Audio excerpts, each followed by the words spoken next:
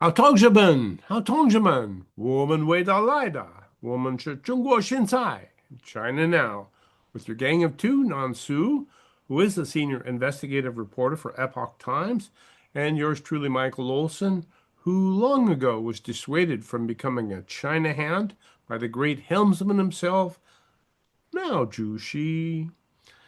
Okay, Nansu, we're talking about in the first hour about how Donald Trump went kinetic in Iran and is currently going kinetic, which is to say he's actively bombing the heck out of Iran or all of the strategic targets that he can find in Iran. And yet, kinetic is not the only kind of warfare. That's where you use guns and bullets and blow things up and shoot things. The other kinds of warfare have been going on for quite some time, 47 years at least. With we know with Iran, who has been constantly yelling or campaigning under the banner "Death to America," "Death to Israel," and has been using its proxy forces throughout the Middle East to attack in very kinetic ways the United States. So we're having that conflict, and we're also having a conflict with China that's also been going on for 40 years, but not with guns and bullets, but with the other kind of non-kinetic warfare, which includes the economy.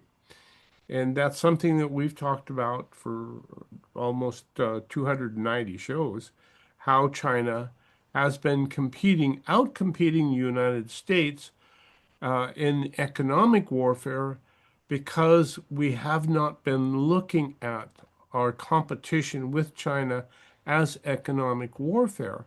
We've been thinking of it more, until very recently, as panda love, that we were going to make China great again, and in doing so, we would have a great co-leader of the world. I guess that's what we were thinking.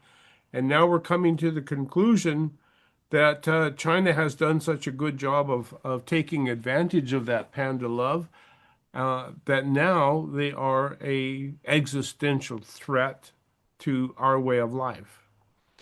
And so what do we do? Well, first thing we have to do is we have to realize how strong China is. And they're economically speaking, at least, we don't know how strong their military is because it has not been in action as we have for quite some time. But when we look at their economy, we see just recently the May 26th trade surplus was $105.43 billion. So in 1 month, they took in $105.43 billion in trade. And that was up from $88.7 billion in April. So for some reason, China's economy is booming, and they're even importing more. So it appears as though their trade economy is doing great. Your thoughts? Uh, they actually their economy is not doing good. China has been in deflation for almost 2 years officially ever since December of 2024. But long before that, we knew that they have been in deflation. So now, what they have more surplus. Main reason is number one, people buying less, especially the foreign products, because foreign products tend to be more like all these luxury items. They buy less because they try to save, right? Now, and The people of China are saving because their domestic economy is in almost a state of collapse, right? right, and also the middle class, the upper middle class try to save because it used to be the case that over 70% of their wealth are in the real estate. Now the China's real estate totally collapsed, so which make a lot of those middle class in debt. Think about if they bought their house, the people in the 30s, if they bought their house, expensive ones in the last 10 years, the housing market in China already, the price is going back before 2016. Probably now it's even more like it go down to the price level of 2013, 2014 now. So the people who bought their house or their housing unit, their apartment in the last, uh, you know, uh, in the last 13, 14 years, And a lot of those people, their wealth being wiped out.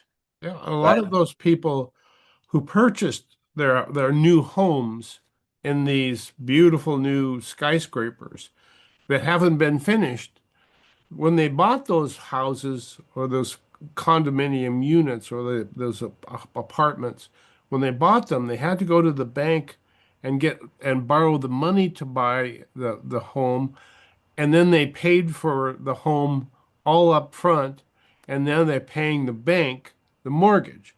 Now, the a lot of those new buildings never did get finished, never will get finished. So you're still on the hook to the bank for a mortgage on a dwelling that will never be finished.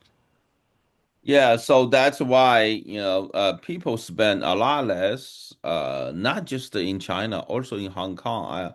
A friend of mine just came back from a tour in Asia, and he stopped by Hong Kong, and you know what he told me?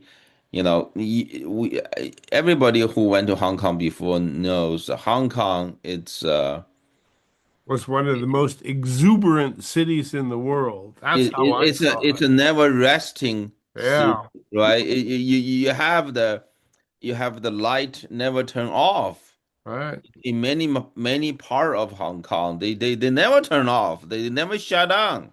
It's 24 hours. But now my friend came back told me in some of the busy those busy the streets in Hong Kong they became they have become they now become a ghost town after like 8 o'clock in the evening. After 8 o'clock, they Wow. literally already become ghost town. So even people in Hong Kong stopped consuming. They don't spend money anymore.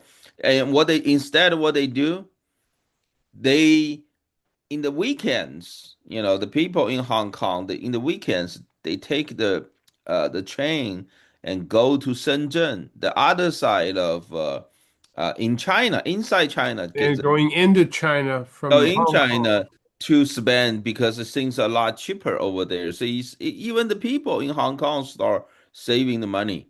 So Uh, it used they, to be that people in mainland would go into Hong Kong because that's where the action was, that's where the fun was, that's where the shopping was.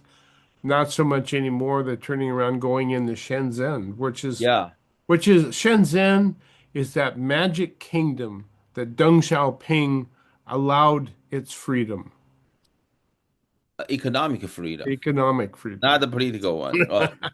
So that so you can see that all if you go to Shanghai, you go to many of the big cities in China, all a lot of the used to be the commercial street. It's like in many cities they build these commercial areas, and there's the street fairs, and then there are a lot of restaurants.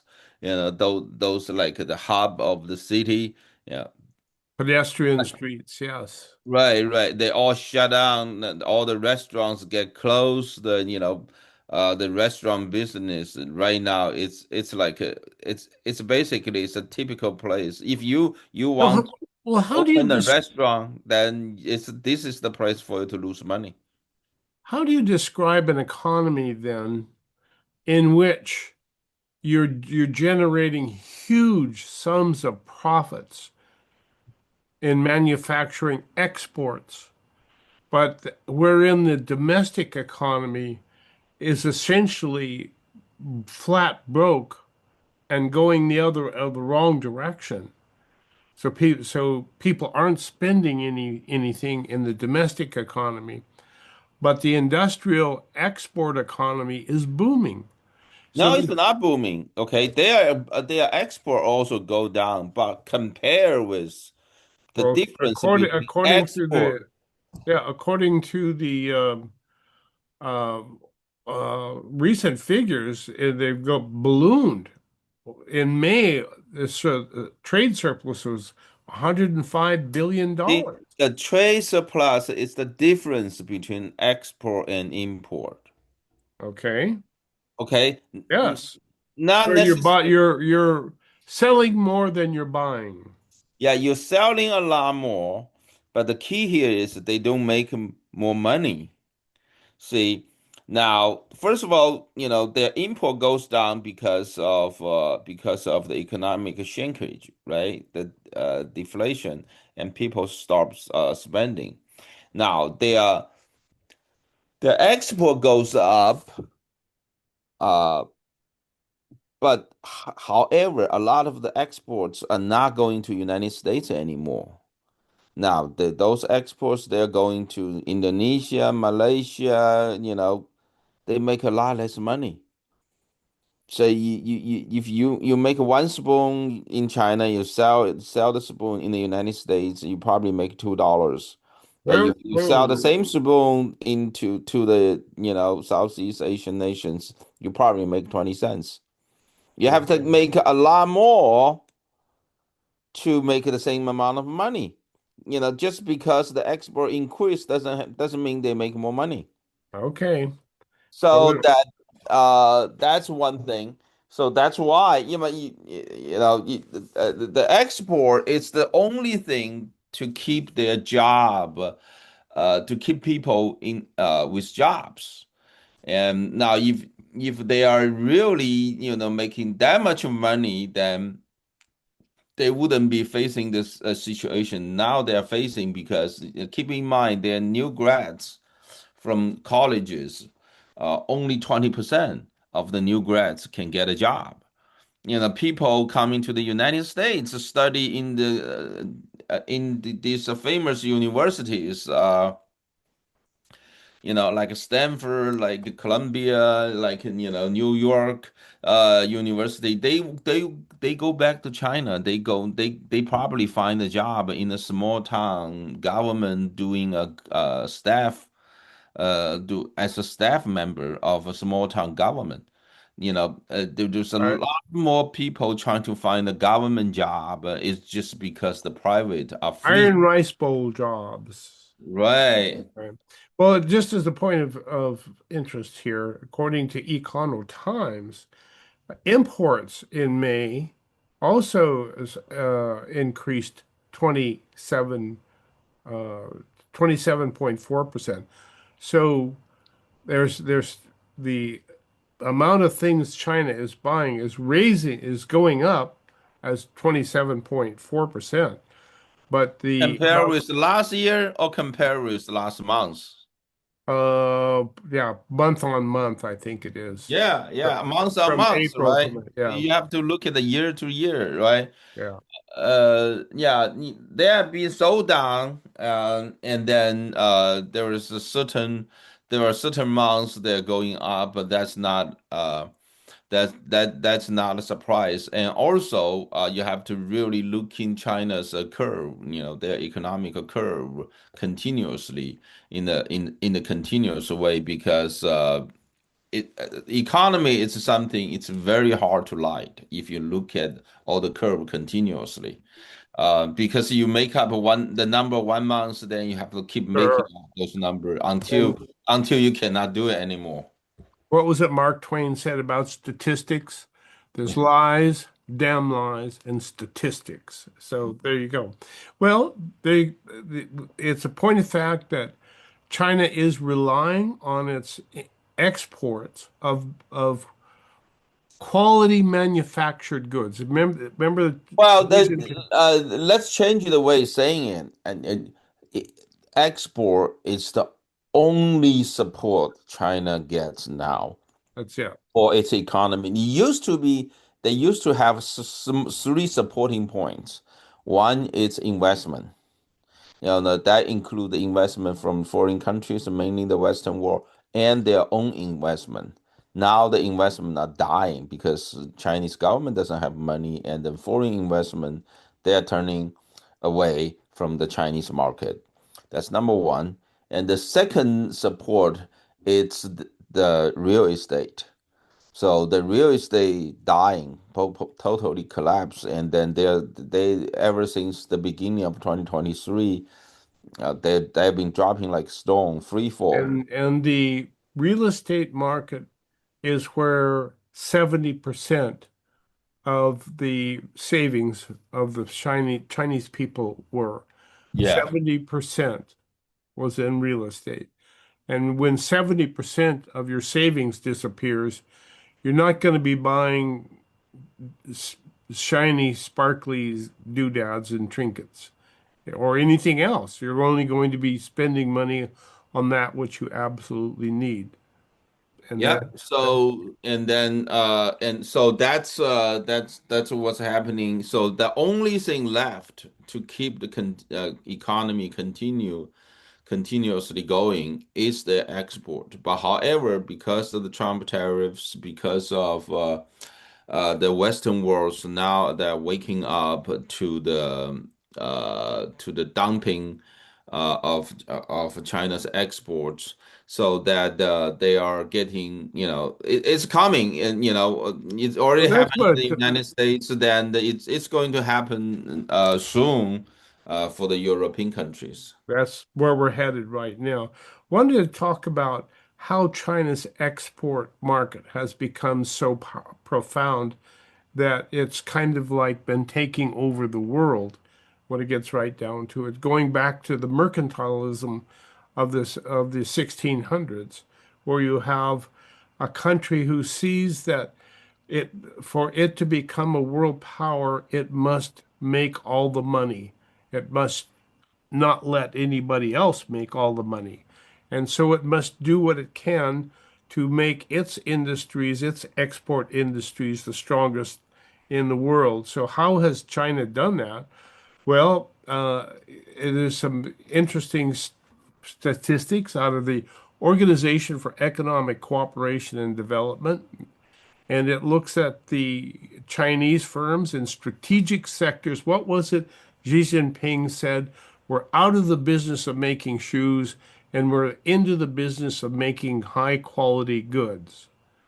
And so Chinese firms in these strategic sectors received 300 to 800% more state support than other nations have given their strategic businesses. So this support given by China, by the CCP to its industrial competitors, provides 60% of the CCP's total world market share. So essence,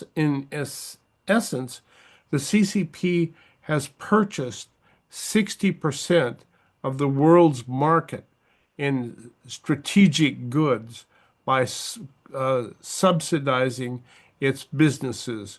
And you can see that in throughout China's industrial sector, from EVs all the way up to solar panels to whatnot. You can't compete where your competitor is getting paid 800% more money than you are. You're kind of left out, and there's not much you can do. So that's how China has been competing with the rest of the world. Therein lies, we were blinded to it. We were in panda love, and we did not realize that they were subsidizing industries to take away our industries. It's a war. It's a war. Yeah, it's a war. what the regime has done is nobody realized that we cannot compete with them. Why? Because the regime basically do whatever they want to. What they have been doing is they mobilize the resources of an entire nation and put those resources behind one industry after another, so that this industry can go out of China and beat the same industry competitors all around the world. How are you going to compete with one nation? When you have one industry to compete with one nation, you're going to lose. So once they take over the whole industry, they will move down to the next industry. That's what the Chinese government has been doing. So they do that's they will do it from one industry to another, give you some numbers. That's how they Yes. So uh we've been competing with China from a mentality of free trade. We just let the most efficient win the business. that's But it's right. not So necessarily the most efficient business that's been winning the business. It's been the most subsidized business that has been winning the business. yeah. So when we start when we allow China to join WTO back in 2001, we start seeing basically at the very beginning, we start seeing the pants, sunglasses, the shoes, t-shirts, hats, socks from China. And then it gradually changed. That's what they do. At the beginning, they put the resources of a whole nation behind those industries. And then you gradually change it to dishwasher, washer, dryer, air conditioning. And then it gets to the electrical vehicles and cars, and also batteries, and now the drones and AIs and robotics, right?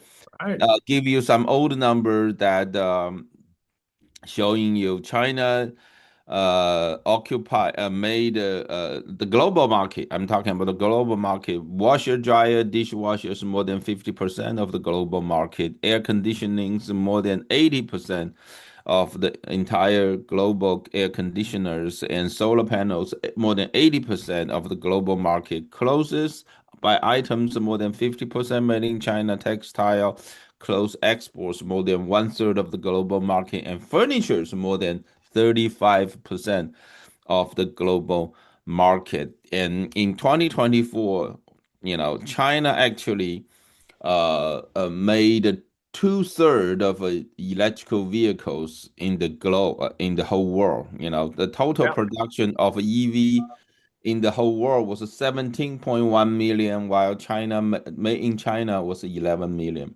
So, So so the question then is, how did China gain that market it's the penetration? government subsidy, They right? bought it. Government Yes. subsidy behind one industry after another. They focus one industry and then gave all the advantages of the government subsidies to one industry, and have this industry to go out to beat the industry, to beat all the competitors in the same industry in every country, and then they wipe out their competitors, and then they move, and then they will. This industry once is standing along, dominant become dominant, and then they move down to the next industry.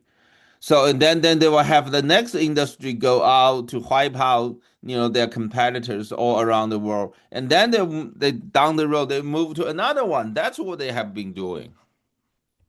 And the Pentagon says you're using these industries as weapons of war. And China says, no, no, we're not. And so now we have a new kind of conflict to resolve. And we'll talk about how the United States and even Europe are coming to grips with this fact that they've had the market, the rug pulled out from under them. And China now owns the world. Do stay tuned. We will be right back after these very important messages. Satisfy your hunger with a fresh, prepared, twice-daily grab-and-go sushi you'll find waiting for you at Sushi Market Sprouts, 2 blocks from the beach at 300 7th Avenue in Santa Cruz. Fresh, delicious, and oh so good. Hello, I'm Junko, and I look forward to serving you at the Sushi Market Sprouts. Satisfy your hunger right now with the delicious ramen and sushi you'll find waiting for you at Kaito, easy in and out location in the Capitola Mall food court. Special orders welcome. Fresh, delicious, and oh so good. This is Koji. I'm looking forward to seeing you at my restaurant, Kaito. California coast to the fertile valleys inland. Earthwise Land Services, your land's best friend. Earthwise can clear it, mulch it, move it, sculpt it, grade it, drain it, or retain it, any way you choose. Earthwise Land Services, your land's best friend. Hi, I'm Carolyn, and I have some property behind my home at Larkin Valley that I've never seen. It was completely overgrown with brush and poison oak, well over 10 feet high. I wanted to have it cleared to protect my horses from wildfires, but nobody could do the job. Then I called Buck at Earthwise. Buck brought out his big brush-eating machine and turned all the brush and poison oak into mulch. It was truly transformational. Thanks to Earthwise, my property is now like a park and I can trail ride my horses. Earthwise Land Services, your land's best friend. There is more than one way to enjoy the benefits of cannabis. Hi, I'm Carly from Treehouse Dispensary, 3651 SoCal Drive, SoCal. With tinctures, Treehouse tinctures are available in many different flavors, are rapid acting and versatile, and offer precise dosage control for consistent enjoyment. Treehouse has a friendly staff to help you select the right tincture for your needs. Blue raspberry, anyone? Stop by and say hi. Treehouse Dispensary, 3651 SoCal Drive, SoCal. Or ourtreehouse.io.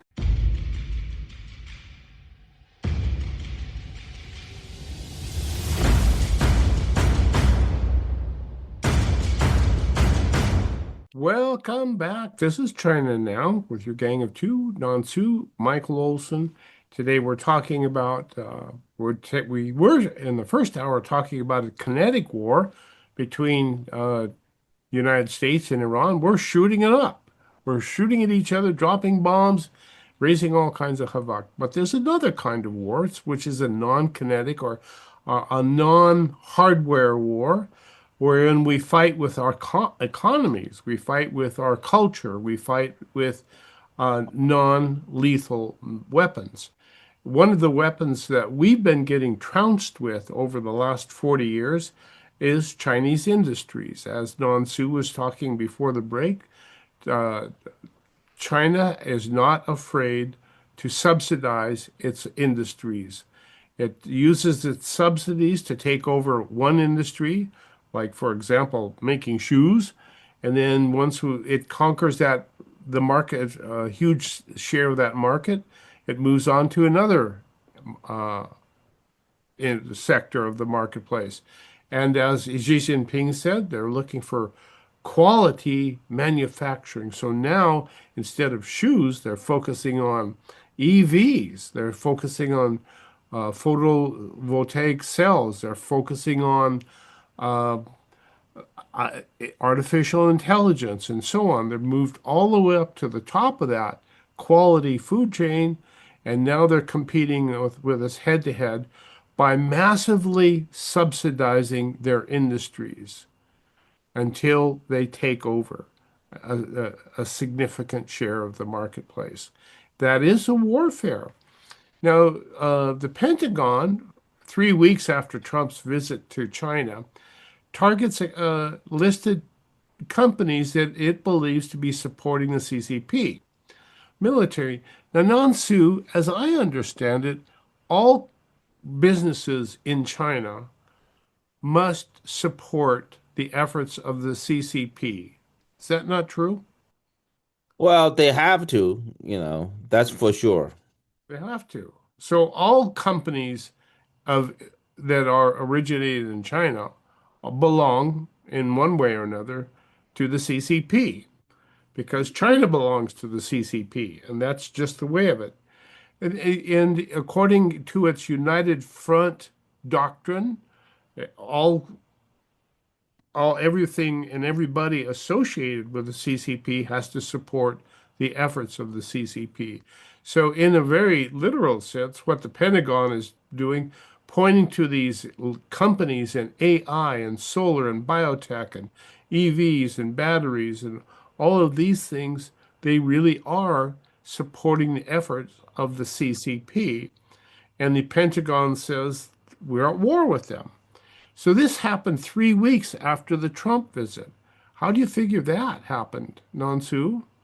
Well, those things have been in line. That's what they're going to do. They just don't want to do that before Trump's visit. So then after the visit, that's exactly what happened. The CCP pushes back and says, we urge the U.S. to correct its wrongdoings and stop its groundless suppression of Chinese companies. China will take necessary measures to firmly safeguard the legitimate and lawful rights and interests of Chinese enterprises. The fact is, that's what they've been doing by subsidizing these companies up to 600 to 800% more than Western companies are receiving from their governments. So, in essence, that's China's strategy, and to become dominant in world supply chains. Now, for the last 40 years, we in the United States have been in panda love with respect to this effort to take over these industries, and we've allowed them to do it. But since Trump came into office in his first term, we've been calling that into question and fighting it, and it's making a big difference on China's ability to get by in the world. But when it lost its big share of the U.S. market, it just turned to Europe and Africa and Mexico and Canada and every place else. So instead of just selling to the US, now it sells to the rest of the world. Now, will the rest of the world wake up to the fact that its industries are being destroyed like US industries were destroyed by the communists? Nansu? Well, it depends. I'm not that optimistic because you see all these European leaders, they're still like including the Carney in Canada. Yes. They're still living in the era of global economy. They're still doing the DEI. They're still treat China with DEI. See, this is how really screw up the situation is. So I would not be very optimistic. Uh, it really we don't know what's going to happen the next. That's what I'm saying. Well, Uh, there are some indications that EU is starting to wake up. First quarter EU trade deficit with China was $114 billion. So they are doing, China is doing essentially what it did to the United States, which is it's um, using its industrial export policy to capture Europe's industries and getting the money. It's getting $1.3 billion per day in trade surplus from the EU. Now, Manfred Weber, who is the leader of the European Parliament's largest political group, which is the Christian Democrat Party, I think that's the title of it, at any rate, he told the Wall Street Journal, the time for European naivety is over. We must defend European interests more clearly, more firmly, and more consistently. Either we defend ourselves or China will flatten parts of our industry.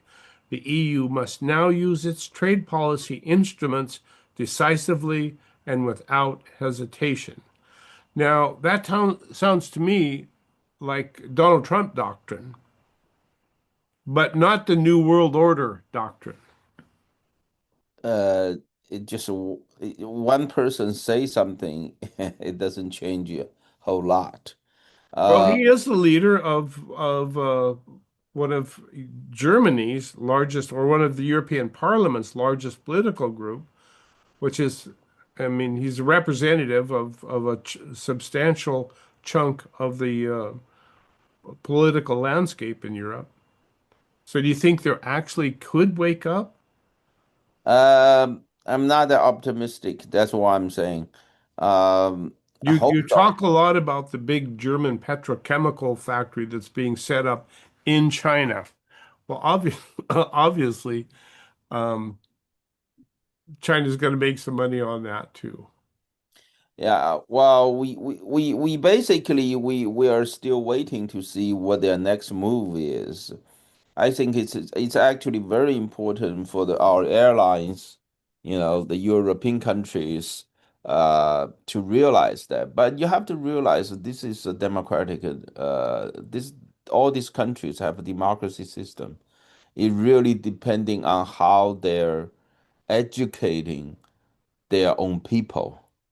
One thing I can say is they don't have a person named Donald J. Trump.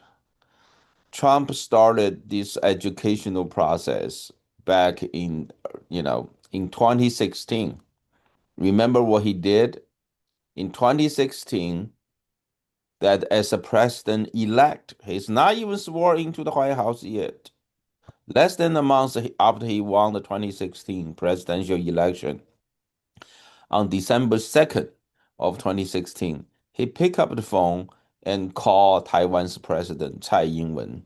And after the call, his campaign, because he was not even the president yet, he was a president-elect.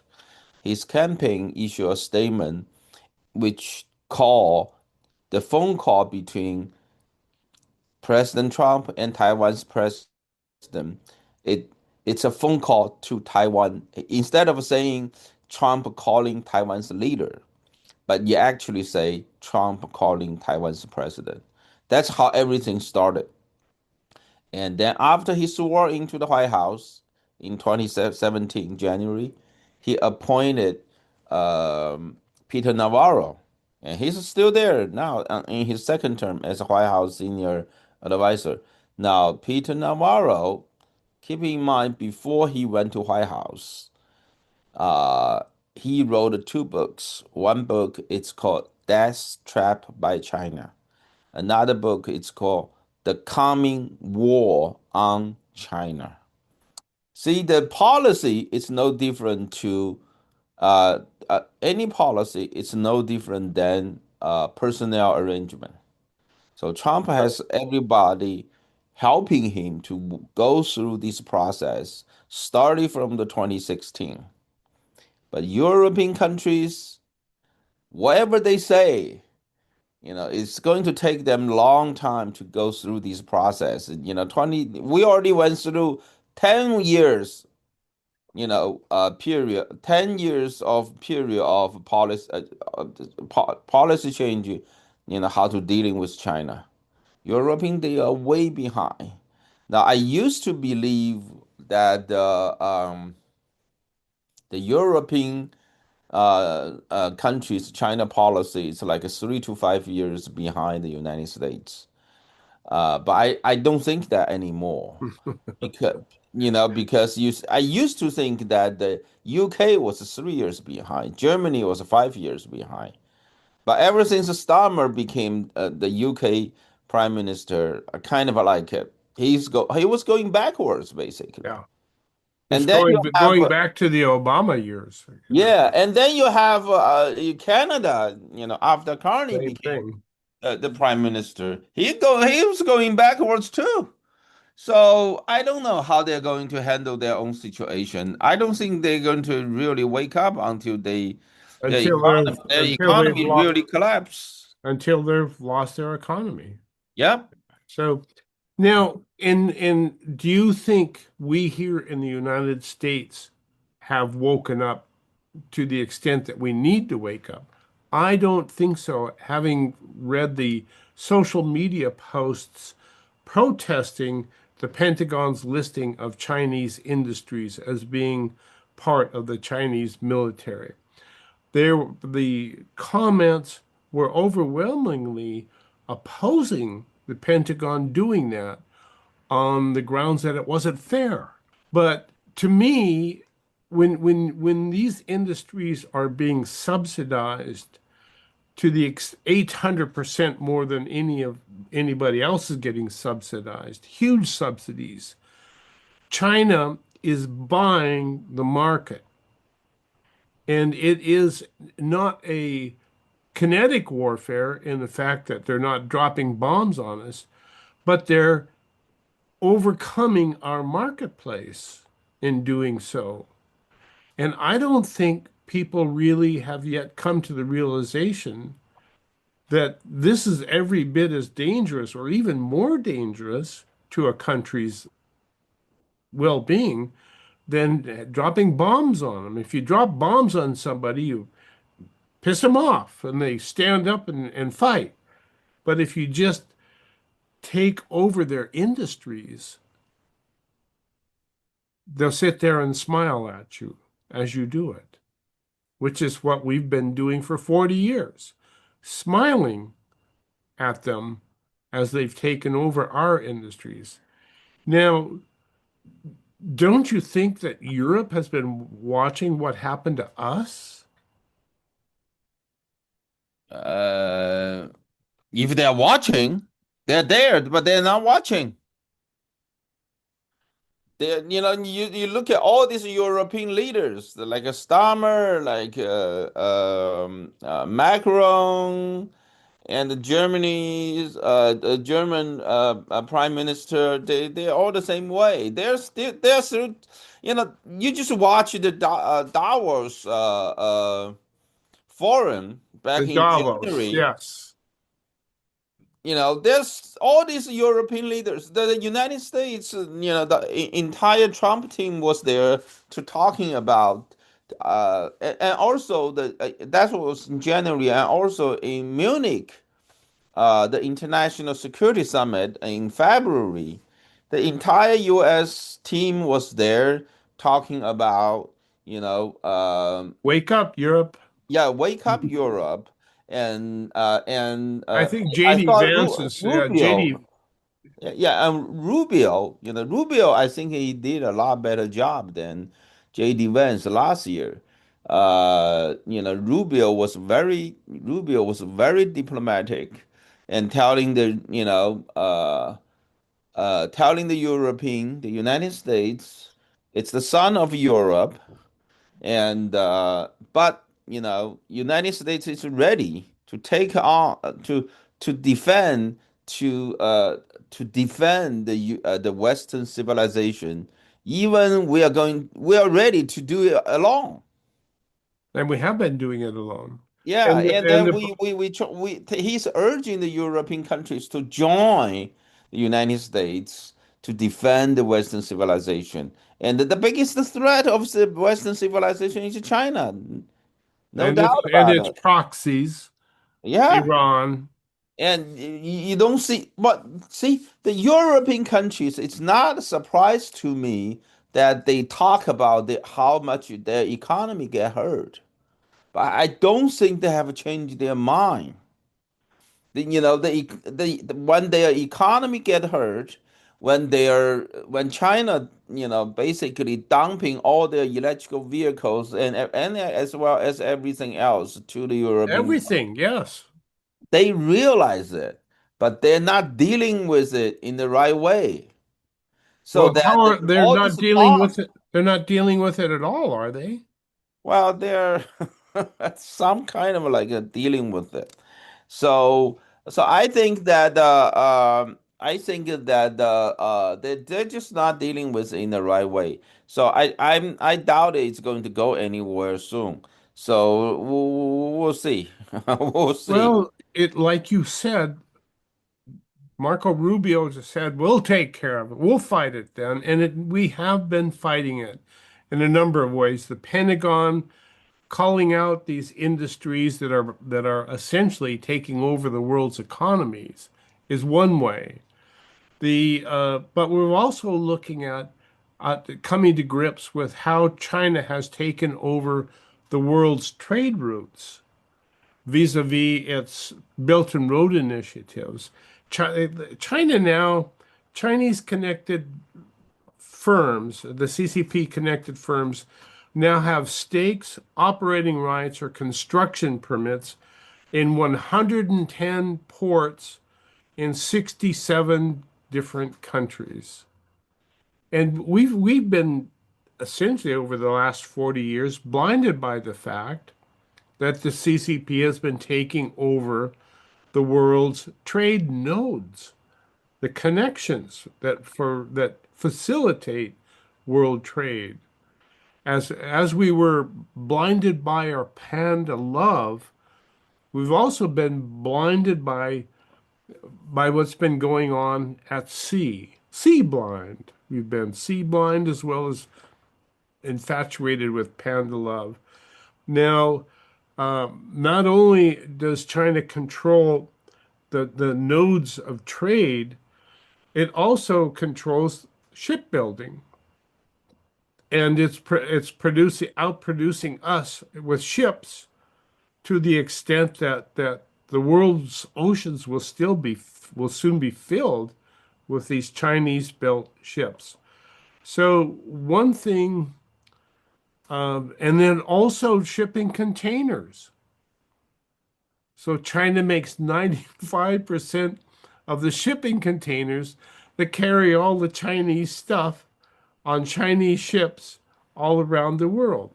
So not only have we been blind to the extent to which they've been competing, we're using their industries as non-kinetic forms of warfare, we've also been blind to how they've taken over the trade routes of the world.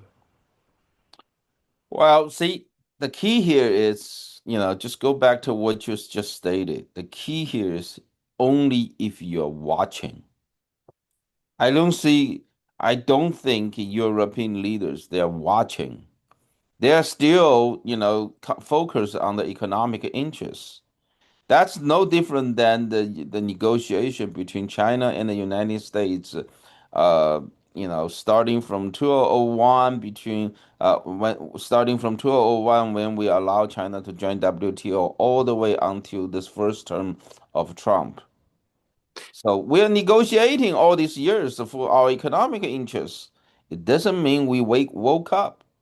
There you See, go. the European leaders, they're in the same. I don't know. I'm not that optimistic. I'm just hoping they're going to do something. Is the They're world not waiting up. See, remember, Trump asked them to increase their defense budget to 5%. They all say yes, they want to do it, but so far, nobody has been doing it. It's hard. It's an educational process. Keep in mind, that's what the Epoch Times has been doing in the last 10 years. We have been trying to educate the U.S. society for the threat from China. Um, that nobody really pay much attention to it. Now, if you think that the European leaders they really wake up, I don't think so. haven't really demonstrated much of a wake up? You know, one of the things that struck me is Canada's purchase of fighter jets from Europe and not from the United States. Well, Because let them be. Well, it's well, keep in mind, we don't have to take the burden anymore. Now, the key is we need to reduce their reliance on the on United us, States. yeah, See, this is the key. They want to get together, fine. Let them get together. The key is the whole direction is moving to the direction of reducing their reliance on United States for their own security. They need to take their own responsibility. Now, they may instead of buying weapons from United States, they may buying from each other, and they may and which will result in more defense industry production, which is actually better. yes, we want them strong. We want them strong. We want, Yeah, see the Trump doctrine that last year published as a part of the national security strategy was when you got comes to the European countries, the policy says encourage the Europe bec become great again. That's the way it is. And it hasn't been very great for quite some time. It's been relying on us for its defense. See, now think about this: World War One and World War Two. We didn't help them until they came ask after they lost their war. You don't have to take care of them until they really lost. Yeah. That's what it is. So now, if we can have if we can have the Middle East, all these oil production countries, GC nations, come to join the framework of And yeah, Abraham the Accord, Abraham Accords. There we go. that basically build the first line of defense ahead of Europe. Yeah. Right? So that pushed the front line a lot forward, and then we also, in the way, we help our airline European countries to have more time to rebuild their defense industry. And that's why we are in a kinetic engagement with Iran at the moment. Kinetic meaning we are flying in there and bombing the bleep out of them in the hopes that they will negotiate a peace treaty in which they give up their dust and their ability to make that atomic bomb, which is, as they say, their spiritual weapon, that atomic bomb, because it means with that atomic bomb, they can run the world all by themselves. And so that's why we're fighting. And that's what we have to look forward to today, even to see what will happen. Yeah, Because I Trump, think I'm just hoping this time Trump is not going to stop. It's yes, just, the ceasefire is no good. If we are running out of ammunition, or munitions, drop fewer bombs. well, no, no, no, just slow down. Slow But down. Yeah, don't, drop fewer bombs every time you go out. yeah, yeah, So just if you just drop one bomb here and one bomb there, they never know when the bomb's going to drop. So right. So the key here is you don't make a promise of ceasefire. You once you make the ceasefire commitment, you have to keep your promise. and, We and don't he have to did, keep them and he promise did. He kept the promise, for but he for, said for if long they, enough, 8 weeks, yeah, 8 weeks. Until he sees that the negotiation going nowhere. So I think that from now on, it just we already waited long enough, and now also we have all the GC countries on our back, and then we don't have to stop.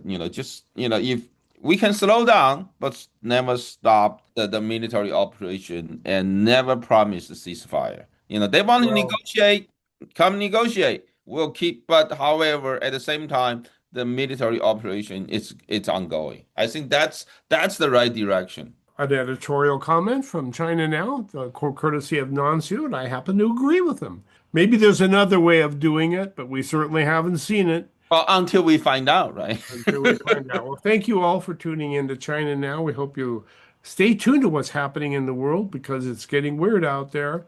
And when we come back, we'll have it all for you. So thank you for tuning in, China Now. Thank you, Don Su.